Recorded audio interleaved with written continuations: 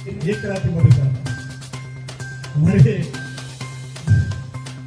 हरिवंश जयरचन जी ने कि मंदिर मस्जिद झगड़ा कराते लेकिन एक कराती मधुका, लेकिन समय नियंत्रण, आप नियंत्रण आपके पीछे होना चाहिए।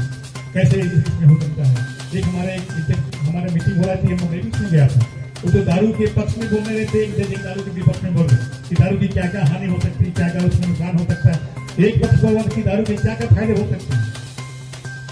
दारू के सबको एक करता है भाई, मतलब भी कभी उसका उपयोग करते हैं, गाँव के नाम कभी उसका उपयोग करते हैं, बाकी लोग उसका उपयोग करते हैं। एक कराता है तो दारू के विषय में एक कहा गया कि दारू मतलब दी, दारू में अगर मिलाएंगे पानी तो डाइल्यूशन होना चाहिए।